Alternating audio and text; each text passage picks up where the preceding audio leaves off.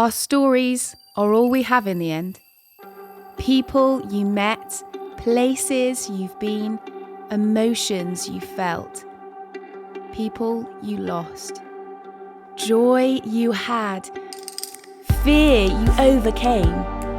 The expectation you celebrated. Price you paid. The grace you received. The promise fulfilled. The rejection which became your direction. The best is yet to be written. The author of your memories is you. She, the chapters.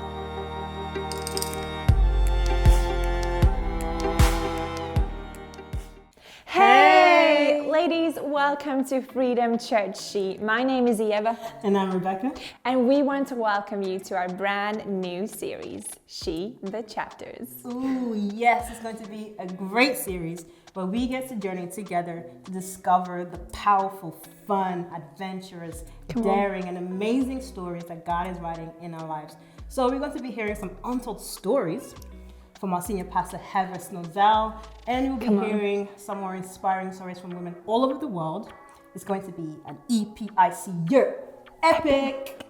Amazing. It's going to be so good, ladies. I don't know about you, but I'm getting hungry. I'm getting expectant. So, ladies, why don't we stand up and give God some praise for everything that He's going to do this year through Freedom Church She. Let's go. Let's go. Hey, it's great to be joining you wherever you are around the world. Come on, church, let's go!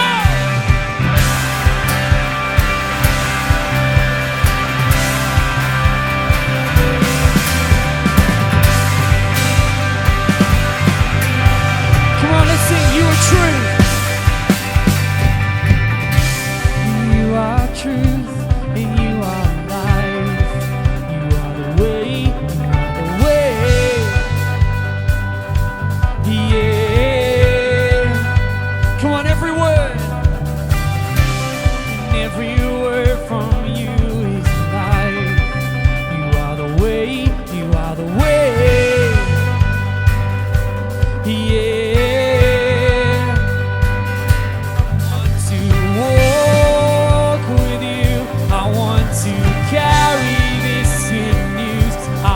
To run for you through every battle, every bruise, for you're the only truth, and there is nothing we wouldn't do. Where else would we go? You ready? Where else would we go? Come on!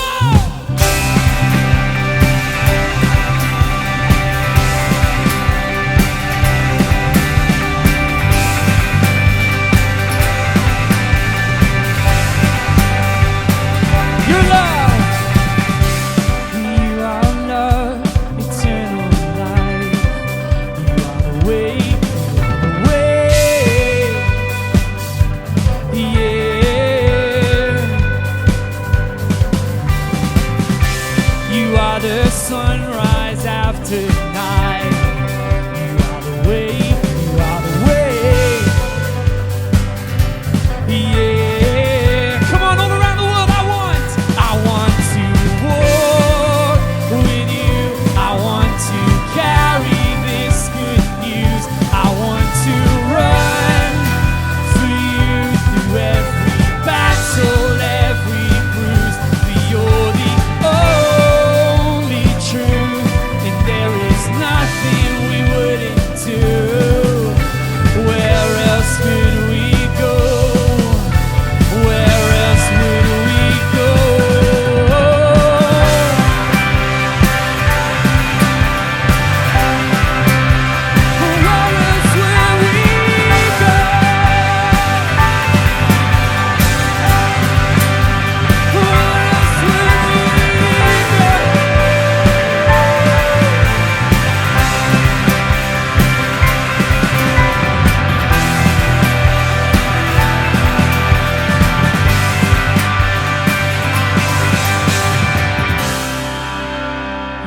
just ride this wave, but leap out on the water.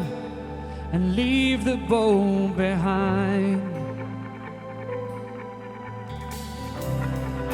Chase down your heart's horizon towards a perfect life. In its your promise I will find. And I won't just ride this wave, but leap out on the water and leave the boat behind. Chase down, come on. Chase down your heart's horizons towards the perfect light. And it's your promise I will find. You ready to lift it up, church? Just ride this way, but leap out on the water and leave the boat behind.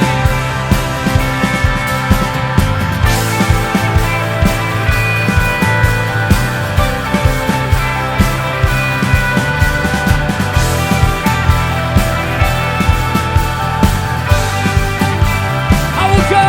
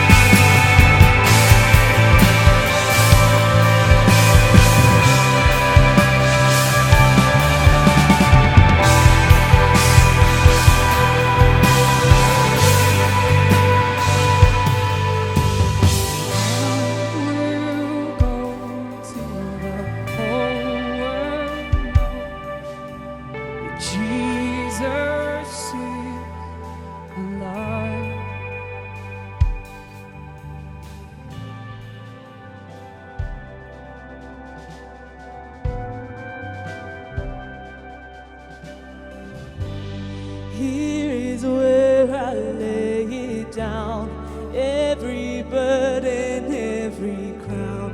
This is my surrender. This is my surrender. Here is where I lay it down, every lie and every doubt. This is my surrender. Sing it out. 'Cause I will make room for you to do whatever you want to do whatever you want to, and I will make room for you to do whatever you want to do whatever you want to.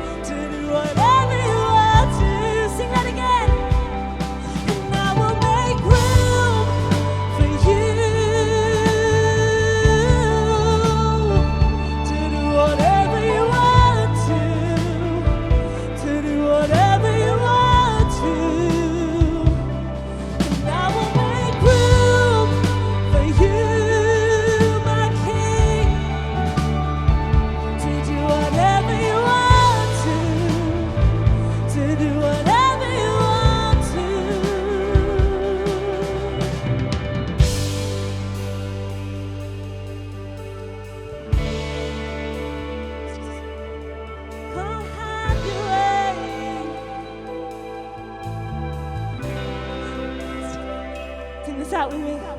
Shake down the ground of all my tradition, break down the walls of all my religion. Your way is better. Your way is better. Shake down the ground of all my tradition, break down the walls of all my religion. Your way is better. Your way is better. Shake down the ground of all my tradition, break down the walls of all my religion. Your way is better. 'Cause your way is better.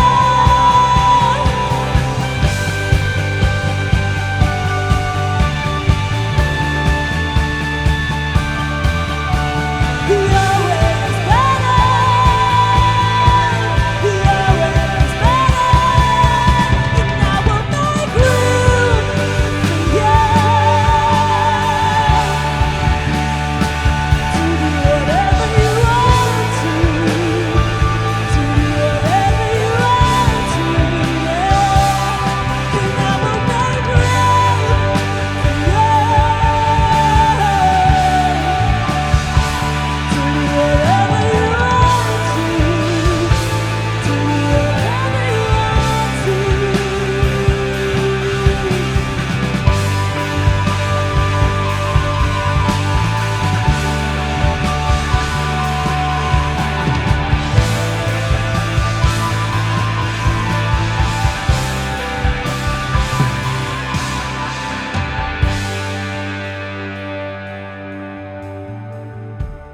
Come on, ladies, how amazing is that even worship has this way of shaping our stories? And speaking of stories, we're going to head over to Raleigh campus to hear an inspiring testimony from Meg. And then Come on, after Meg. that, we're going to hear a word on obedience from Pastor Heather Snowside. Amazing. Ladies, I'm so excited. Are you excited? I'm excited. I'm so hungry and expectant for whatever God wants to do. So we want to encourage you to open your hearts and be open to whatever God wants to do through the stories that we are going to hear today. Hey, I'm Meg Bunce here from Raleigh, North Carolina, and I'm excited to share my testimony with you today to show you how God has worked in my life over the last 10 years. So I joined Freedom Church in November 2011 in Cardiff in Wales, and I'd come from a bit of a broken background at that point. I had made some decisions to veer off the path that God had for me. I was disobedient. I had had multiple non-Christian boyfriends. I had decided to follow this path for my life that was contrary to even the decision that I made to follow Him in the first place. And I remember coming through the doors of Freedom Church Cardiff in that November and just feeling like I had come home. But alongside of that, I felt this conviction to live a pure life, to live a life devoted to God. And at that time, I was actually dating a non-Christian. And he came along with me to church a couple of times, but I just knew I had this deep conviction in my soul that it wasn't God's best for my life. So after a period of a couple of months, I really felt like I needed to end things with him, and I just felt stirred that God had more for me. But in the back of my head, when God said to lay down this relationship, I was thinking, oh, it'd be like 6 months, and I'd meet someone in the church. There was loads of single, cute guys around in Freedom Church at the time. So in my head, I was like, okay, God, I'll do what you want me to do, fully expecting to not have to wait so long. After 18 months of being in Freedom Church in Cardiff, I felt this urge, I felt this call to pack up my life and move to South Carolina to be in full-time ministry there, working for a church. And in the back of my head, even then, I remember thinking, oh, maybe I'll meet my husband in America. After an incredible experience in South Carolina, but also experiencing a lot of low points as well, I returned to the UK, a shell of a person. I was really struggling, was very disappointed. Then even having this nail in the coffin thought that was, I didn't even meet anyone, I'm not even married. And I I stepped back into the UK and I started doing academy. I laid my disappointments aside to follow God and to say, God, I know that there is more for my life.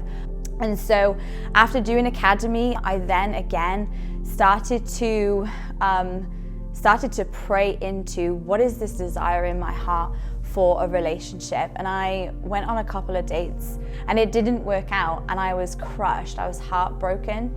And I remember questioning God, saying, why did you do this? And he revealed to me that actually I had the wrong idea of marriage in my head.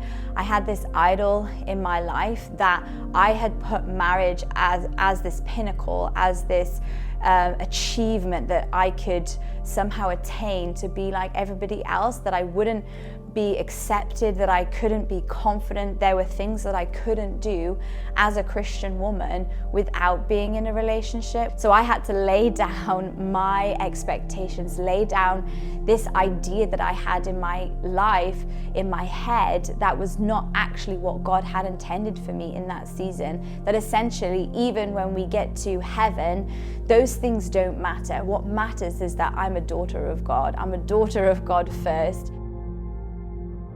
So after that point, I felt this call to go church planting in Scotland. So I packed up my life.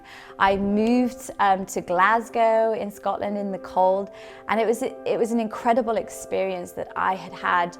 Before that point, I'd reserved myself to not experience these things because I thought, oh, I needed to be in a relationship first. That was what I had prioritized, but God had a different priority for me in advancing his kingdom. And from that point, I was there in Scotland for 18 months and was praying into what was next, and felt this urge, this calling to go back to America to be a part of the church planting team here in Raleigh, North Carolina. And it was great because I genuinely got to see firsthand God's plan for me. It wasn't that I had missed out, even though I had felt that at times.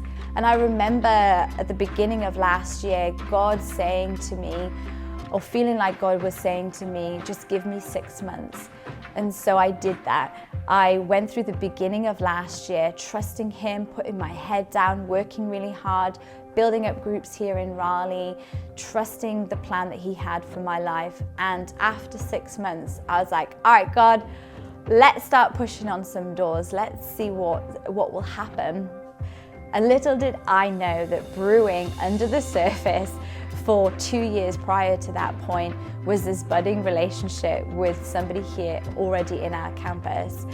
And I was completely unaware. I was, pressing in, praying fervently for my future husband, for this promise that was to come, and it was under my nose the whole time. So in July of last year, Tyler McCain asked me out, and God just opened my eyes to this promise that he had and showed me that here was a guy in front of me that was sold out for the kingdom, passionate about building the church, servant-hearted, and was willing to lay down everything to pursue me and love me so well. And so fast forward then to November last year, we got engaged and we're now planning our wedding in a few months' time. So I'm really excited, and genuinely I'm overwhelmed at God's faithfulness in all of this. And I don't sit here and profess to be an expert at dating or trusting God throughout the whole process. I've gotten it wrong. I have doubted him. I've been disobedient at times, but one thing that I know for sure is that he is faithful. When you are obedient to him, when you put him first, all of those other things come.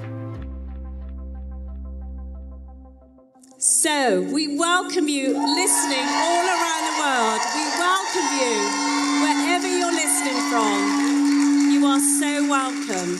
And we welcome you to She the Chapters, our new series for the whole of this year. It's going to be so exciting. And I'm excited to bring this new series to you. Because we're all writing our stories. We just had Meg's story. That was so wonderful. But we're writing our own story. And we start this new year with a blank page. It's always good, isn't it, the beginning of a new year, to start with a blank page, turn a new page, as they say, turn over a new leaf, start a new chapter. And if you don't like your life, Pastor G is always saying, isn't he, change it. You have the power to change your life. So, but we all are writing our own unique stories. But some of you, I feel, have already decided how your story is going to end, because you don't believe in yourself enough. But I say to you tonight, God hasn't finished with you yet. He hasn't finished your story. He is still writing your story. And so don't put a full stop where there should be a comma, because some of you have taken yourselves out of the game. You've put a full stop. You've sat on the bench, but God is saying, no, that was a little comma. Maybe it was something of hurtful that happened to you, or something of unforgiveness. But God is asking you to move on and to remove that full stop. You know, Tipp-Ex is a great thing when you're writing, you know. And the Holy Spirit can come and erase some of those things. It's better than Tipp-Ex. But, you know, we all have these things in our stories, don't we? We all have the good, bad, and the ugly in our stories. It's unavoidable. But one things that I want us to do is to be writing a story that others would actually pick up and want to read or listen to, because I don't want it to just be about my story. This is about your story. I think I look even around the room and beyond the camera, there are so many stories, and I know some of your stories, and they're so inspiring to me. And we should take a page out of each other's books sometimes, because we need to encourage each other in our stories and cheer each other on. You know, there is beauty in our stories. There is power in our stories. We've got to start believing it. There is life in our stories. There is hope in our stories. Jesus is in our stories. And that's why we're all here tonight, right? Because Jesus is in our stories, and his is the greatest story ever told. And we're here because of his story. And I just love that. And so our stories are so important. And at the end of the day, when we've left this earth, that's all that there is left, is our stories, our legacy, what we're going to leave for our children. And you have the power of choice. We have the freedom of choice. God has given us all the freedom of choice, which is such an amazing gift. So we're writing our stories, and a lot of it is by the choices that we are making. Our stories don't happen to us by chance. They happen to us by choice. And of course, things happen to us that are terrible sometimes, and we don't choose them, but we still choose how we respond to some of those things. So it said it in the trailer, but the author, this is quite a statement, but the author of your memories is you. You ever thought about that? Sometimes we think, oh no, God's writing my story.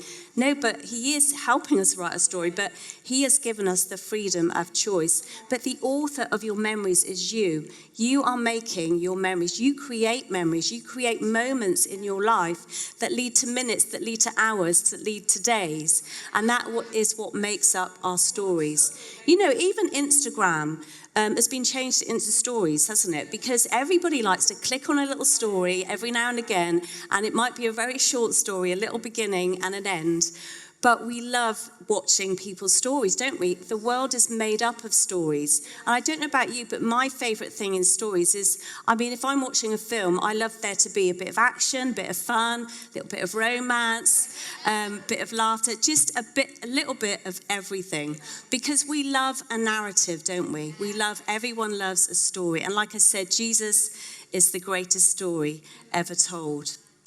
So I thought it'd be fun. We're going to have a little bit of fun tonight. And I thought it might be fun to look at the Firestarter book. Remember that last year? We brought it out last year of our story. A lot of it was written from Pastor G's perspective. And I was thinking, oh, what about that bit? What about that bit?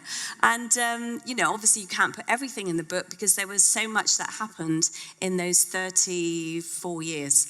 So I thought it'd be fun to look at some of the chapters from my perspective, live and experience, and maybe we can, be inspired from that as well. So the first chapter I'm going to look at is the Dare to Believe chapter, where Pastor G tells his story of salvation, where he's a young lad, he's 10 years old, and he's in the Salvation Army, and God calls him out. He calls him, and he calls him to live his life for him. And it's a really powerful testimony. So I thought I would share my salvation story with you, because a lot of people, I don't know if you know my salvation story, but it was more of a journey because I wasn't from a Christian home. I didn't have that rich heritage like Gary had. And I'm one of those first generation Christians. So shout out. So there's quite a few in the room here, and I'm sure there's some on the other side of the camera, but you are changing things and you are making a way for the next generation. So I lived in the big city of Portsmouth. I'm a Pompey girl. And although my family weren't Christians, we did go to church for a little while, to the Church of England. That was my first experience of going to church. And I always believed in God, really. I always had an awareness of God from quite a young age. And I was probably about 10 at that time. And I remember going to the church, and the thing I loved most was the sausages for breakfast afterwards. I've never had a sausage like it since. It's just funny things that you remember when you're a kid, but So anyway, I remember seeing people going down the front and kneeling before the priest, and he would do this, and he would, pray a blessing over them, and they would have the bread and the wine, and they'd drink out this big silver goblet, and I was like, that looks amazing. I want to do that. I was like, Dad, I want to take communion. He was like, you can't just do that. You have to go to confirmation classes. I'm like, sign me up. I mean, most kids are thinking about Disney World or like McDonald's after church or whatever. It was a new thing then, McDonald's. That was a long time ago. But I was desperate to take communion for some reason. I was like, it just looked such an amazing thing. I don't know if it was the silver goblet or the priest, or I don't know what it was, but it was like the body of Christ. I wanted some of it. I was a strange child. I know, I was a strange child. So after the 6, classes that I went to, it was a little bit over my head. I have to say I found it quite boring, actually. But I did get to the end, and I got to take my first communion, and it was very special. I felt very privileged. But then we left the church. So sadly, my parents, I think it was maybe because my dad didn't feel like he fitted in, but thankfully we came to Hereford for our holidays, because my mum's family was from Hereford. And so we would travel, and from the city to the country, it was such an amazing thing to be able to come and stay on the farm with my 4 boy cousins and my brother. And it was like God was preparing me or something for a lot of boys in my life.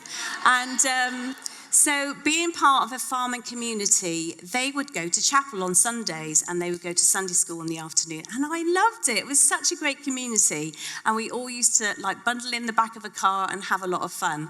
And that was where I very first heard the gospel.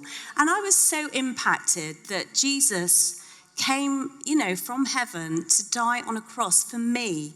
And I was quite young at the time, but it really impacted me. And I was like, that was unbelievable to me that God would do that. And I remember praying over and over again, because I didn't realize you had to become a Christian.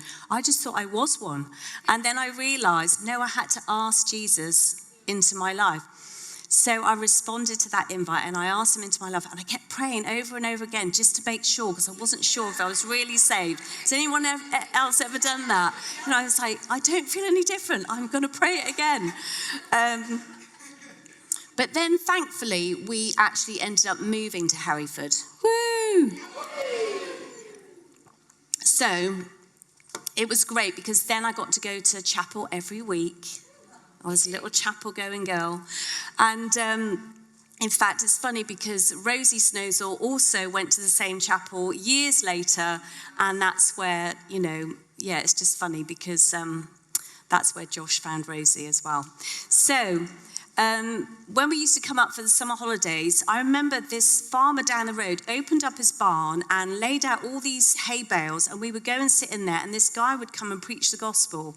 And it was such an amazing experience, and that was the first time I ever made my first public confession.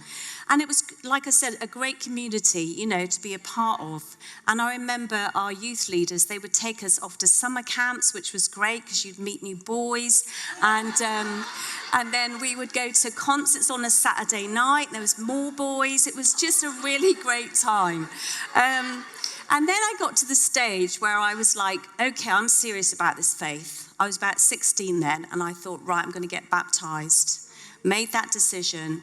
It was a very cold October day. I don't know why I didn't choose it in the summer, but it was an outdoor swimming pool. It was freezing cold. I went down in the water one color and came up a completely different color. I don't know if that happens to everyone in baptism, but I got baptized. And, you know, and I was really serious at that point about my faith. But who knows that after you get baptized, temptation comes, doesn't it? A test comes. And we need to be prepared for that. And so my temptation was there. It came along. I was getting interested in boys. I was 16. And the only boy I wasn't related to in my chapel, he likes me.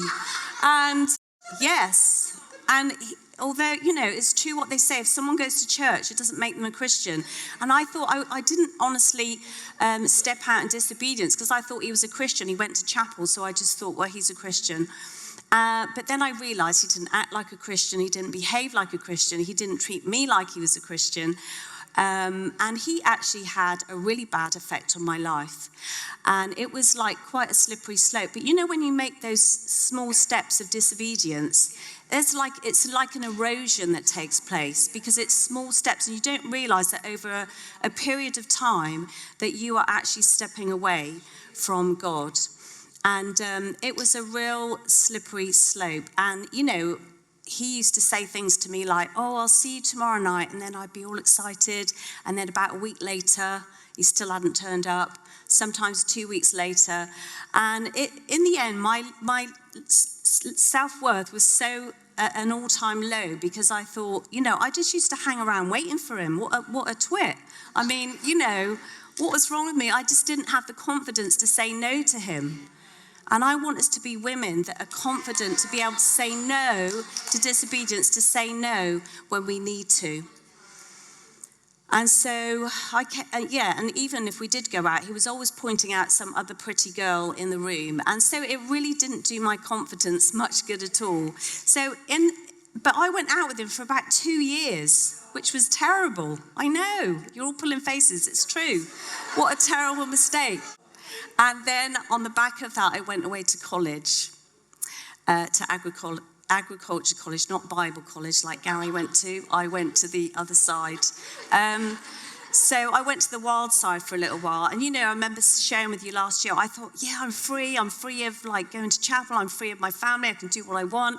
But actually, I felt the least free that I had ever felt before because I was living a lie to myself. I was living like a person that I didn't recognize, really. I was going out drinking, partying. I guess, you know, what some people would think is quite normal.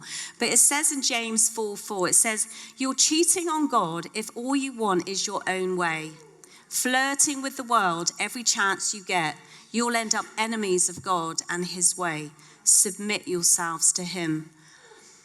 I was flirting with the world at every chance that I got. I was flirting with the world, and then I wondered why I was drifting away from God. And I was living a lie.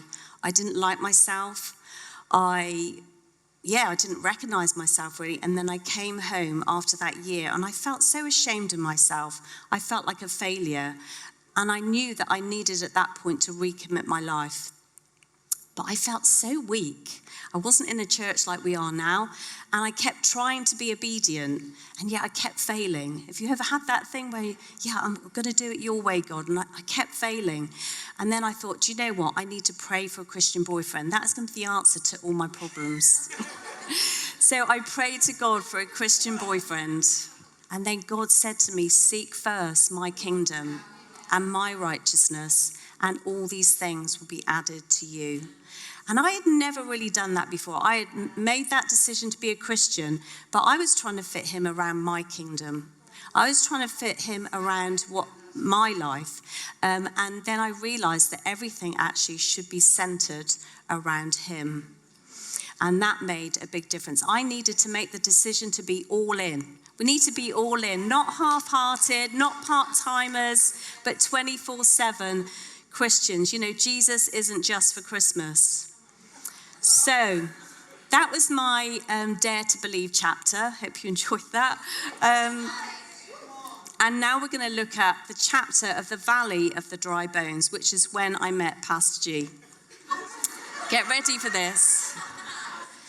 So Gary's dad was, he was starting a production in Hereford, and it was called Bind Us Together. How lovely. And we were bound together.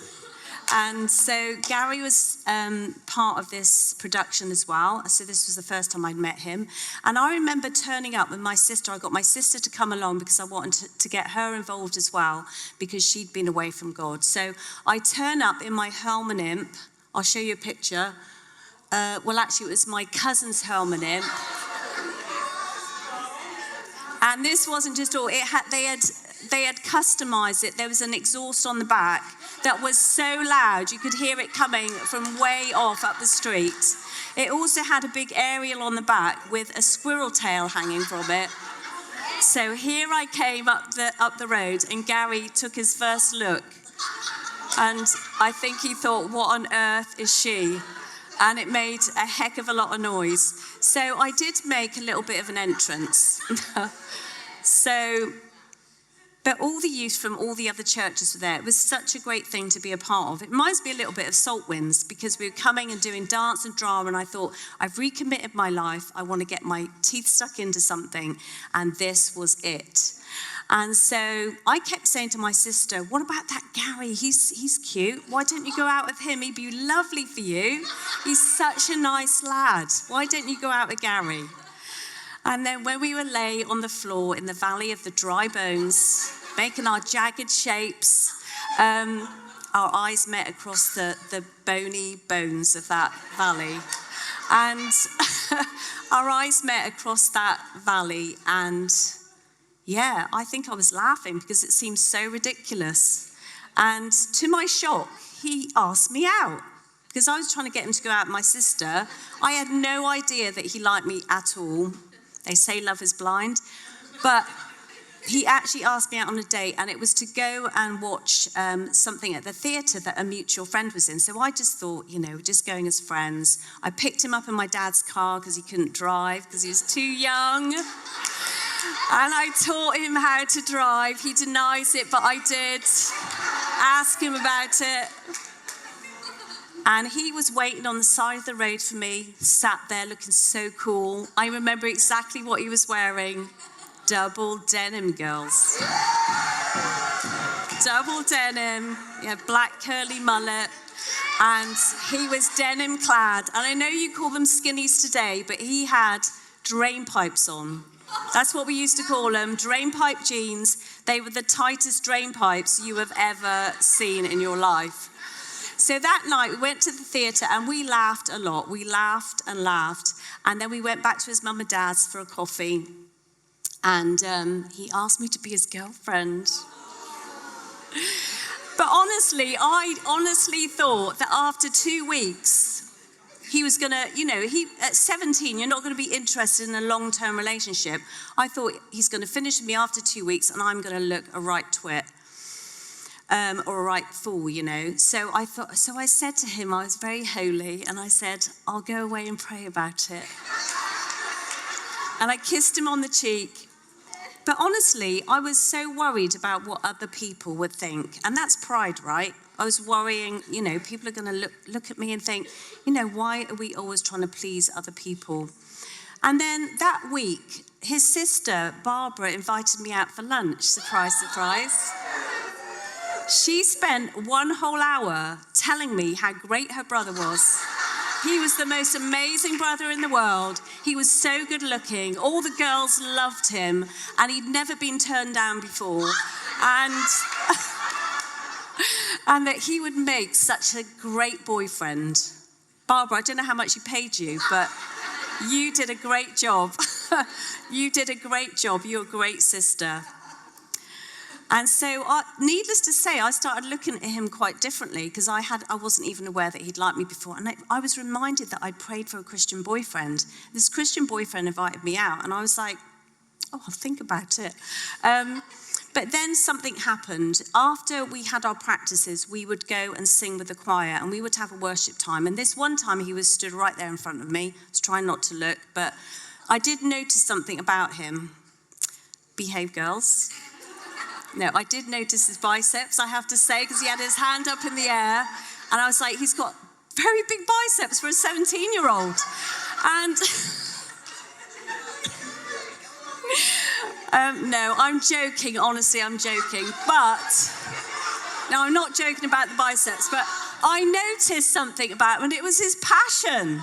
I noticed his passion. It was right there, all the way back then, that wildfire passion, because he was singing with the whole of his heart, and it really attracted me to him. That was what really attracted me, you know, and it was amazing because I'd never seen that before.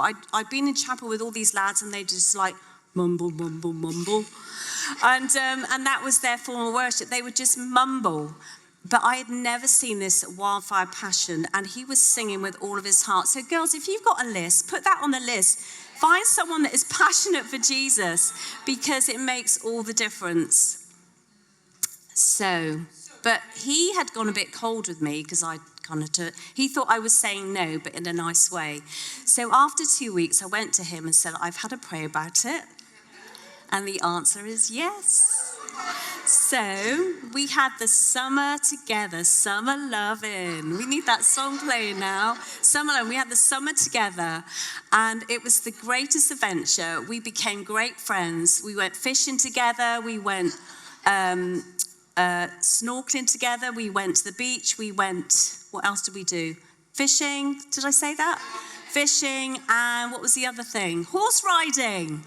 We went horse riding, and then he would appear with great big lumps of meat, like, you know, joints of meat, and he'd say, cook this for me.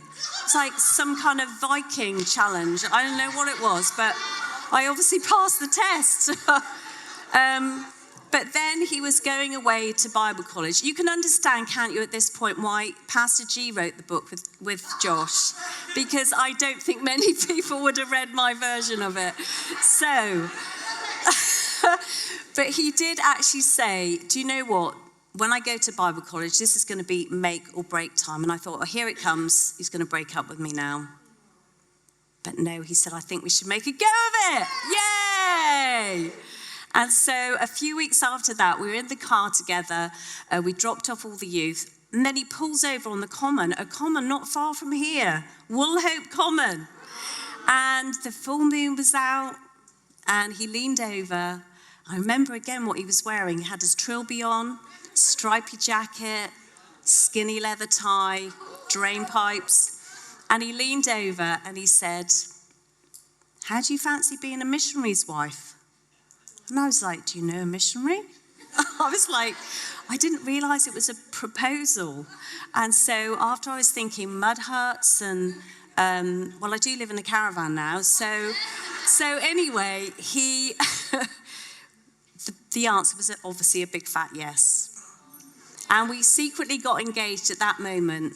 And then 3 months later, we went public with it because he had to save for a ring. He was a dustbin man in between college.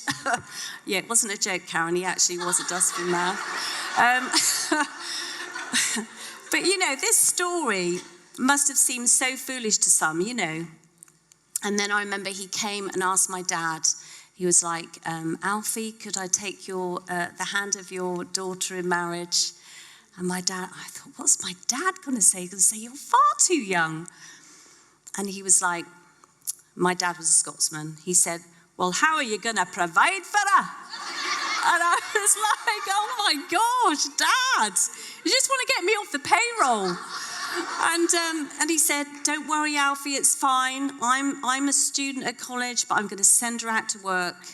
And my dad was like, aye. Oh, Okay then.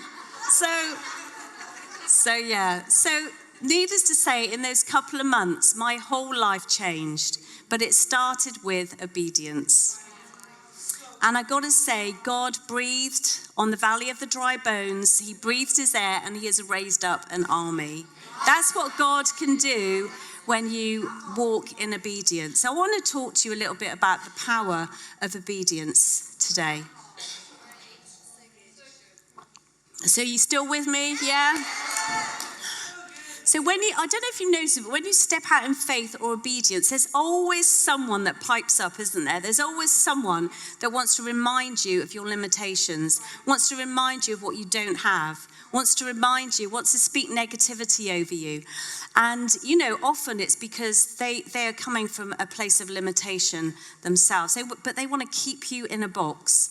And, so I want us to take a page now from David's book, because we love to take pages from people's books and learn from them, don't we? And so in 1 Samuel, I'm not going to read it from the word because we've got other scripture coming, but he was King David. Well, he wasn't king at the time. He was the shepherd boy, and his dad said, can you go down to the battle line and take your brother some sarnies? So he got his bread and cheese, and really he was obedient. It was like a small task, and he went down to the battle line. And when he gets down there, he sees and hears what's going on. He's like, flipping heck, we're in trouble. These people, nobody's standing up to fight against Goliath. And he sees Goliath. He's like, I've taken down the bear. I've taken down the lion. I reckon I can take this dude on. He's like, yeah, I can do this. And yet his older brother is there. What does he start doing? Setting limitations on David. He starts saying, you can't do that. Get back to your sheep. Get back to the field. He starts accusing him of selfish motives. And David at that point could have shrunk back. He could have been so intimidated. After all, it was his brother. But then he turned to someone who gives him the answer that he needs. Doesn't argue or defend himself really, but he remains submitted and humble. And what does the Lord do? He lifts him up that day, and David runs down to that battle line and he gets the victory of the day. I mean, I'd love to have seen his brother's face, but his brother wasn't standing up to fight Goliath, but when David was going to fight him, he starts putting limitations on him. And that's what happens in our lives, doesn't it? And I just want to say, don't settle for living under the approval or expectation of anyone other than God. His voice should always be the loudest in our lives. We experience this kind of thing on our journey from so many people that actually should have been an encouragement to our lives, telling us to give up at times. They were like, why don't you just give up? When are you going to come to your senses? When you keep wasting your time trying to build this church and nobody really is interested. And, at the point when you're discouraged and disappointed, it would have been so easy to listen to those voices. But there's something rose up within me. And I was like, no, we are not backing down. We are not giving up. And there was something of a fight came over me. And I was like, I wanted to silence that spirit because I was like, no. And something in me rose up. And I was like surprised at myself even. And I finally found the confidence to say no to disobedience and to speak up for something that I believed in. And I realize even now that it was because of the failures in their own life. It was because of their limitations that they tried to put that on other people. So in Galatians 1:10 it says, am I now trying to win the approval of man or God? Or am I trying to please people? If I was still trying to please people, I would not be a servant of Christ. Why are we always so worried what people think? We're always thinking, what so-and-so going to think, what they're going to think. And, even people that don't believe in our faith, that they will come against us with those things. But we've got to realize that we're not here to please people. We're here to please God and be obedient to him. See, obedience isn't just saying yes to God. It's saying no to the devil as well. Because I kept saying yes to God. Yes, I'm going to do this, God. Yes, I want to live a life for you. And then I kept failing. is because I hadn't said no to the enemy. And we need to submit to God, resist the devil, and he will flee. We can't serve two masters. It just doesn't work. Psalm 37:4, it says, take delight in the Lord. He will give you the desires of your heart. And I love that verse. And so often I prayed for people. I've been like, God just wants to give you the desires of your heart. And he does. But first, we forget the first bit. Take delight in the Lord first. Seek his kingdom first. Take delight in the Lord first. And then these things will follow. He will give you the desires afterwards. But, we need to focus our attention on him. And when we do that, actually our desires line up more with his anyway. It's beautiful. So we need to be submitted. We need to remain submitted to him. So I thought it's so great at the beginning of this new year to stop and refocus on him and who he is, to fix our eyes on him again. He is the author and perfecter of our faith. So we need to lock eyes with the lion tonight, because if we don't, we need to be lion-like. We're following the Lion of Judah, and he wants us to be lion-like. We sang that song earlier about the roar of the lion. But it's so easy. The world says, follow your heart, choose whatever we want. What feels good, what feels comfortable, what has the least resistance, anything for an easy life. Yeah, but often it's a compromised life and a compromise to God's word. And actually, often God is asking us to set aside our wants and our desires to follow him, in spite of how impossible it may seem. In Proverbs 3:5-6, it says, trust in him with all of your heart, with all of it, not just a bit of it, with all of your heart, and don't lean on your own understanding. In all your ways, submit to him, and he will make your path straight. We need to submit to him. Don't be trying to understand things, from your own understanding, because his ways are higher than our ways anyway. Don't opt for what we can understand with our own minds, because God is far beyond that, isn't he? So allowing him to lead us requires our full focus and submission. And in Psalm 119:37, I love this verse, and it really jumped out at me when I was preparing. It says, give me insight so I can do whatever you tell me my whole life. One long, obedient response. What a beautiful verse. And I want that to be our prayer going into this year, for our lives to be one long, obedient response to him. That is our lifestyle. That is a form of worship to God. I would say that is the greatest worship, is that you can actually be obedient to him. We can come and we can sing his praises. That's in obedience. We can come and worship him. But for our lives to be one long, obedient response, that is what Jesus is looking for. But it starts with who we set our focus on. And if it's not on the Lord, we're going to miss the mark. But often obedience looks foolish, doesn't it? Getting engaged after 3 months, then, getting married after a year, starting a family, in the first year of marriage, starting a church with 6 people and no resources, and then starting a business on top of that to keep our heads above water. And yet, I think of the characters in the Bible. You think of Noah. He looked a fool, didn't he? His obedience made him look so foolish to his family and friends and neighbors, because he was building that big old ark. He was being obedient to what God had told him to. And yet, it was on dry ground. There was no rain. But when the rains came, he didn't look so foolish, did he? What about Moses? He was on the run. He'd murdered someone. He didn't let that define him. He was out hiding, but God found him. God called him out of his isolation. He's like, I want you to go and set my people free. And he was unwilling for a little while, but then he did agree to it because he had a stutter and all of those things. But, he went and he ended up leading a whole nation out of slavery. Then we can look at Jonah, but Jonah was disobedient, wasn't he? And disobedience has consequences. And we've got to remember that. We don't want to end up in the belly of a whale.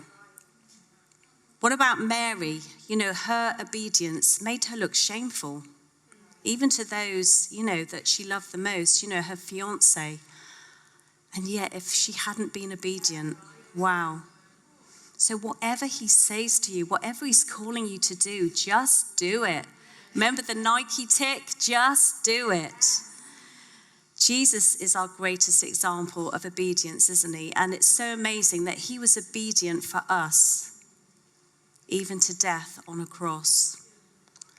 So our first step of obedience in the right direction is actually a huge step.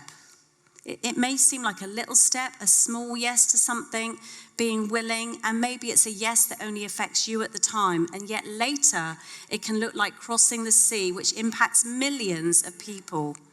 That is amazing. So we've got to be faithful in the small, and then God will give us more. But what I want to get over to you tonight as well is that there are people, there are faces, there are souls on the other side of your obedience. And it's so true, isn't it? There are people waiting for you to be obedient because they're going to be part of your story. And that is exciting. You know, my bigger picture was obviously G, my boys. I never imagined I was going to be a mum of 5 boys. You know, their wives, their amazing wives, my grandchildren, and that just keeps getting bigger. But of course, it's you as well. All of you, and all of you listening in today around the world. I just never thought, you know, meeting in my front room with 6 people, that was even possible. And so God can do the impossible when you are obedient to him. And your next page, I'm praying, is going to be a step of obedience.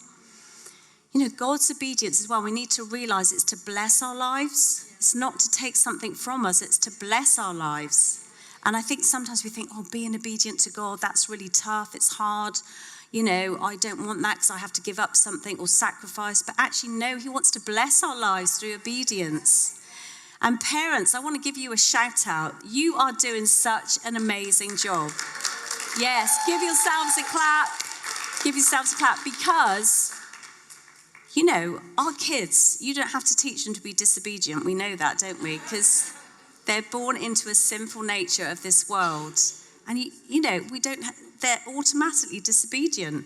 And you know, often as adults, they just carry on the same.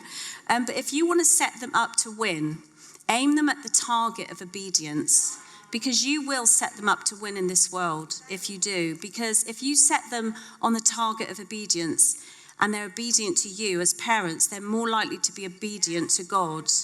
And that is a powerful thing, and you are setting them up to win in this world. So let's just take a look at this little video. This kind of sums it up. Look at me. You can have fruit snacks, but you can't have them right now, okay? You gotta wait. You gotta wait until mommy and daddy come back, okay?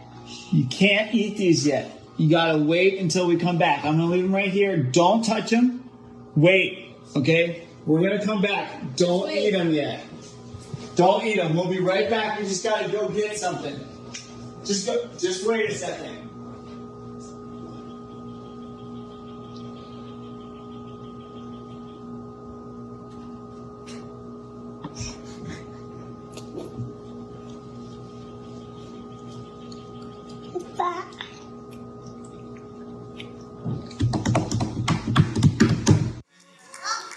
What can I say? I mean, you know, they weren't really set up to win, were they? But that is the reality of what we're up against. You know, we are in a sinful nature, and we have to work overtime to be obedient sometimes. But, you know, we're laughing at that, and it's funny and it's cute. But actually, the reality is that's some of us with God. That's some of us, and we know what we shouldn't be doing. But we think, you know, nobody's around, nobody's looking, we'll get away with it. But God sees it all. Who are we kidding? And we do, you know, we can end up living a lie to ourselves. And in Samuel 15, it says it's better to be obedient than to sacrifice. You know, the enemy is trying to rob your obedience, and it will cost only you. He's trying to rob your obedience. He's trying to rob your legacy all along. You know, and if you can give in for the temporary, you can give in for the now. But you don't want to give up for eternity. Obedience is hard, but the reward is so great, and it's all part of fruitfulness. Obedience actually equals fruitfulness. And Pastor G has been doing an amazing job preaching on 100-fold, and this is all part of the 100-fold. This is all part, we have to be obedient in order to see fruitfulness in our lives. But the enemy, he knows our weaknesses, doesn't he? He knows where to target us. With me at that time, back then, was relationships. I remember the enemy saying things like, if you wait for that partner, you'll be single forever. You'll be left on the shelf. And, the enemy loves to tell us those lies. And don't get into a dialect with him, because that's what Eve did. Silence him, submit to God, and the enemy will flee. And it was funny because that week that G asked me out, or over that couple of weeks, another guy asked me out. He was a bit older than me. He was a farmer. He had his own farm, his own house, his own car. And it's like the enemy was like, this. And God was like, the 17-year-old boy that is passionate for God. And I made the heck of a right choice, I can tell you. Thank you, Lord. I'm so grateful. I wouldn't have wanted to miss out on any of it. And I loved hearing Meg's story as well, And I remember praying for her when she came to something called Devil in the Detail in Hereford. And she told me that she was going out with this lad and that she needed to give him up. And I remember praying with her because obviously I'd been through that myself. And I remember watching her journey then. She didn't just hang around, waiting around for some bloke to come along. No, she got involved. She lived her life full. And she went on the greatest God adventure. And I got to say, I was looking at her life there and thinking, gosh, it's been a good many years. But that in comparison to eternity is a very small amount of time. And it puts it all into perspective. So Jesus, our beautiful Jesus, was obedient for us, wasn't he? To death on a cross. And you were the joy set before him. He did it for you. He was obedient for you. Why we need to be obedient for him. So I want us to make a fresh declaration this year, to walk in obedience this year. And it's going to help us also to maintain that freedom that we found last year. We need to seek his kingdom first.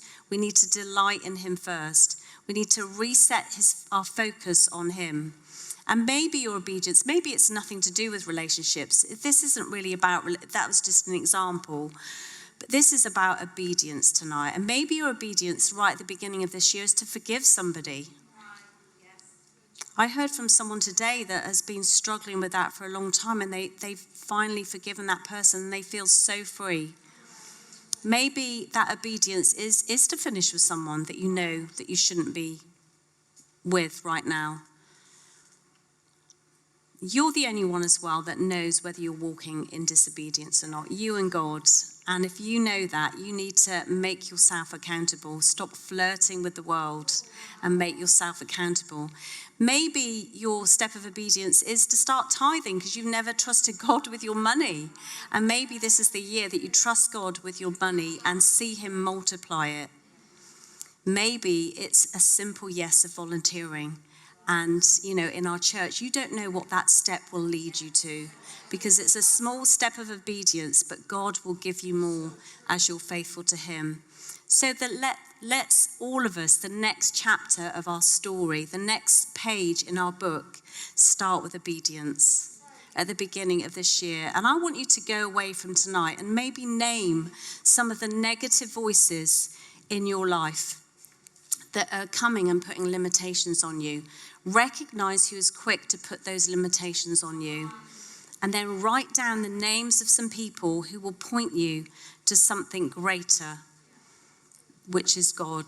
Reach out to them for their counsel and be accountable. But let us now, our heart response, we want it to be that prayer of one long, obedient response. And we need to surrender to him. We need to submit to him. We need to walk in obedience as we go into this year. And you will see such a huge difference from it. You will see your book will multiply. It will flourish. And people will take pages out of your book and be inspired by it. So I pray right now, God, that, that we come to you, God, and we want our lives to be one long obedient response to you. We want to recommit our lives to you in whatever way that is. If there's places in our lives of disobedience, God, we want to come and commit to obedience this year. So, Lord, I pray that prayer. I pray obedience over our women here tonight, God. Some of our women here are making huge decisions that is going to impact the rest of their lives. And so, God, I pray that you'll be in those decisions and that they will be obedient to you as they go forward. Amen. Thank you so much, Heather. Ladies, it was a powerful message, and we hope that you feel encouraged to go out and take those small steps of obedience, because those are the steps that are going to make the most impact. And wherever you're joining us from, if there's anything that you want to pray through or talk through, reach out to one of your leaders, because we're in this together. Amazing. And if you're not doing so already, please follow us on social media at Freedom Church She. That is Freedom Church She, so that you can receive so many exciting new content that are coming your way very soon. Come on, ladies, thank you so much for joining us today. We're going to see you for the next episode of our series, She, the Chapters. Let's go. Bye.